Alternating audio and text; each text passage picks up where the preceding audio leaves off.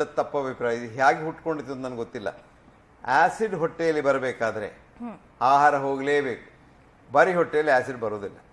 ನೀನು ಬರೀ ಹೊಟ್ಟೆಯನ್ನು 1 ತಿಂಗಳು ಇಟ್ಕೊಂಡ್ರೆ ಅದ್ರಲ್ಲಿ ಸ್ವಲ್ಪ ಕೂಡ ಆಸಿಡ್ ಬರೋದಿಲ್ಲ. ಉಪವಾಸ ಮಾಡುವಾಗ ಆಸಿಡ್ ಇಲ್ಲ, ಫುಡ್ ಹೋದ್ರೆ ಮಾತ್ರ ಆಸಿಡ್. ಹಾಗಾಗಿ ಎಂಟಿ ಸ್ಟಮಕ್ನಲ್ಲಿ ಆಸಿಡ್ ಬರ್ತದೆ, ಗ್ಯಾಸ್ಟ್ರೈಟಿಸ್ ಬರ್ತದೆ, ಇದೆಲ್ಲ ತಪ್ಪು ಅಭಿಪ್ರಾಯ. ಹಾಗಾಗಿ ಅದಕ್ಕಾಗಿ ನೀನು ಊಟ ಮಾಡಬೇಕು ಅಂತಿಲ್ಲ. ಇನ್ನು 3ನೇದು ಪ್ರಶ್ನೆ ಕೇಳಬಹುದು ಇನ್ನು ಬೇಕಿದ್ರೆ.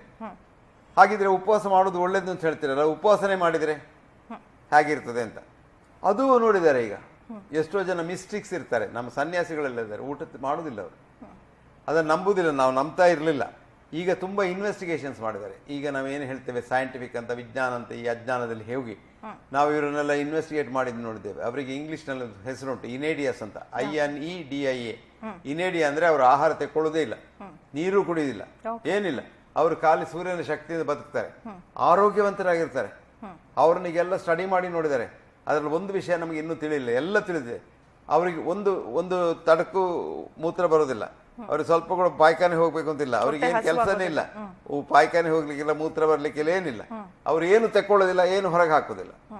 ಒಂದು ಆದ್ರೆ ಅವರಿಗೆ ನೆಗಡಿ ಆದ್ರೆ ಅವರು ತುಂಬಾ ಹೊರಗಾಗ್ತಾರೆ. ಈ ನೆಗಡಿ ಶೀತ ಆದ್ಕೊಳ್ಳೆ ಮ್ಯೂಕಸ್ ಬರ್ತಲ್ಲ, ಇದರ ಗುಟ್ಟು ನಮ್ಗೆ ಗೊತ್ತಿಲ್ಲ ಆ ಮ್ಯೂಕಸ್ ಎಲ್ಲಿಂದ ಬರ್ತದೆ ಅಂತ. ಬಹುಶಃ ದೇಹದ ಪ್ರೋಟೀನ್ ಇಂದ ಬರಬೇಕು, ಇಲ್ಲದಿದ್ರೆ ಅವ್ರು ಪ್ರೋಟೀನ್ ತೆಕ್ಕೊಳ್ಳೋದಿಲ್ಲ ಮ್ಯೂಕಸ್ ಬರಲಿಕ್ಕೆ. ಸೊ ಇವರಿಗೆ ಹೇಳೋದು ಇನೇಡಿಯಸ್ ಅಂತ. ಇದು ತುಂಬಾ ಇಂಡಿಯನ್ ಮಿಸ್ಟಿಕ್ಸು. ಅದರ ನಂತರ ಯುರೋಪಿಯನ್ ಮಿಸ್ಟಿಕ್ಸ್ ಇದ್ದಾರೆ, ವೆಸ್ಟರ್ನ್ ಮಿಸ್ಟಿಕ್ಸ್ ಇದ್ದಾರೆ, ಅಬಾರಿಜಿನಲ್ ರೇಸಸ್ ಮಿಸ್ಟಿಕ್ಸ್ ಇದ್ದಾರೆ.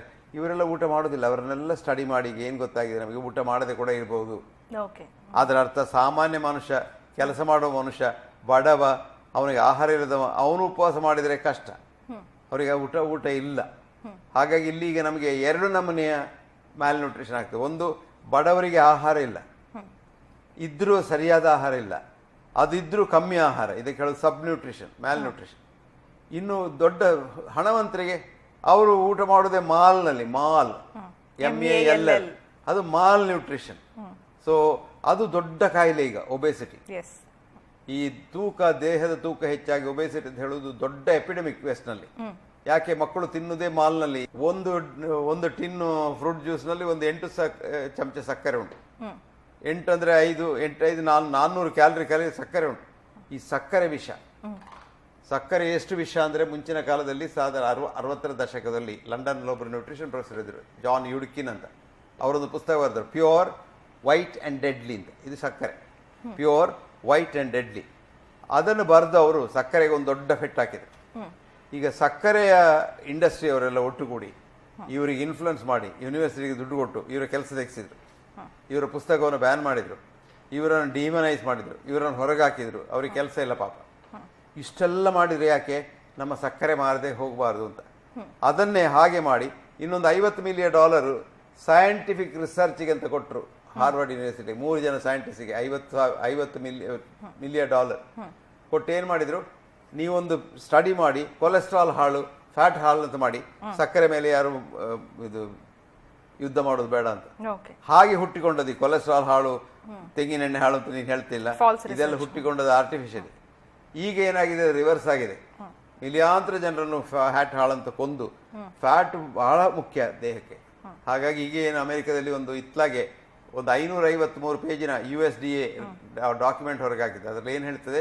ಫ್ಯಾಟಿಗೂ ಕಾಯಿಲೆಗೂ ಸಂಬಂಧ ಇಲ್ಲ, ಫ್ಯಾಟಿಗೂ ಹಾರ್ಟಿಗೂ ಸಂಬಂಧ ಇಲ್ಲ, ಫ್ಯಾಟ್ ಆರೋಗ್ಯಕ್ಕೆ ಒಳ್ಳೆದು, ನೀವು ಇನ್ನೂ ಹೆಚ್ಚು ಫ್ಯಾಟ್ ತಿನ್ನಬೇಕು, ಒಳ್ಳೆ ಫ್ಯಾಟ್ ತಿನ್ನಬೇಕು, ತುಪ್ಪ ತಿನ್ಬೋದು, ಮೊಟ್ಟೆ ತಿನ್ಬೋದು, 2-3 ಬೇಕಿದ್ರೆ ತಿನ್ಬೋದು. ಹಾಗಾಗಿ ಫ್ಯಾಟ್ ಒಳ್ಳೇದು. ಆದ್ರೆ ಎಷ್ಟು ಪ್ರಮಾಣದಲ್ಲಿ ಇರಬೇಕು ಫ್ಯಾಟ್? ಆ ಪ್ರಮಾಣವನ್ನು ಲೆಕ್ಕ ಹಾಕೋದಕ್ಕೆ ಅರ್ಥ ಇಲ್ಲಮ್ಮ. ಈಗ ನಾನೊಂದು ಪ್ರಮಾಣ ಲೆಕ್ಕ ಹಾಕಿ ಹೇಳಿದೆ ಅಂತ ಹೇಳು, ಅದು ನಿನ್ಗೂ ನನಗೂ ಅಪ್ಲೈ ಆಗ್ತದೆ. ನೀನು ಬೇರೆ ನಾನು ಬೇರೆ. ನಮಗೆ ಗೊತ್ತಾಗ್ತದೆ, ನಾನು ಹೆಚ್ಚು ತಿಂದ್ರೆ 1 ತಿಂಗಳಲ್ಲಿ ನಾನು ಹೆಚ್ಚು ತೂಕ ಹೆಚ್ಚಾಗ್ತದೆ.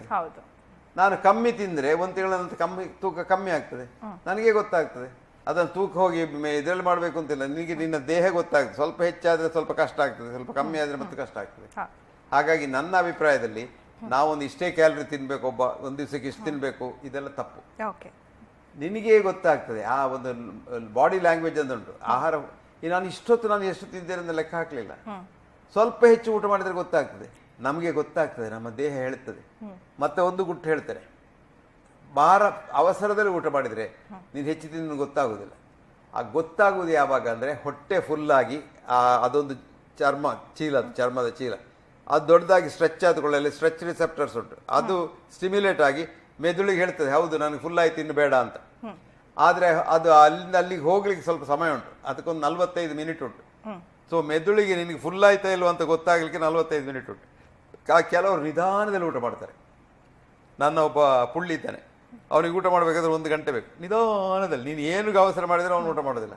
ಅವನು ಯಾವಾಗಲೂ ಓವರ್ ಏಟ್ ಮಾಡೋದಿಲ್ಲ, ಅವನು ಯಾವಾಗಲೂ ಓವರ್ ಏಟ್ ಆಗಲಿಲ್ಲ. ಅವನು ಕಡ್ಡಿ ಮಿಸ್ಟರ್ ಫೈಲ್ ಅವನು ಹಾಗೆ ಇದ್ದಾನೆ. ಯಾಕೆ? ಅದು ಅವನು ಒಂದು ಅರ್ಧ ಗಂಟೆ ಆಗುವಾಗ ಅಲ್ಲಿ ಮೆಸೇಜ್ ಹೋಗ್ತದೆ ಇಲ್ಲಿ ಫುಲ್ ಆಗಿದೆ ಅಂತ, ಅದನ್ನಂತ ಊಟ ಮಾಡೋದಿಲ್ಲ ಅವನು. ನಮಗೆ ಹಾಗಲ್ಲ, ಅವಸರದಲ್ಲಿ ಊಟ ಮಾಡಿದ್ರೆ ಗೊತ್ತಾಗೋದಿಲ್ಲ. ಹಾಗಾಗಿ ಆ ಮೆಸೇಜ್ ಹೋಗ್ಲಿಕ್ಕೆ ಒಂದು 45 ಮಿನಿಟ್ ಉಂಟು. ಇದು ಜನರು ತಿಳ್ಕೊಳ್ಬೇಕು. ಆದ್ರಿಂದ ನನ್ನ ಕಳಕಳಿ ವಿನಂತಿ ಏನು ಅಂದರೆ ನಿಧಾನದಲ್ಲಿ ಊಟ ಮಾಡಿ. ಮತ್ತೆ ನೀವು ಎಷ್ಟು ಸಲ ಅದನ್ನು ಜಗಿತೀರಿ ಆಹಾರವನ್ನು ಅಷ್ಟು ಪಚನಕ್ಕೆ ಒಳ್ಳೇದಾಗ್ತದೆ. ಓಕೆ.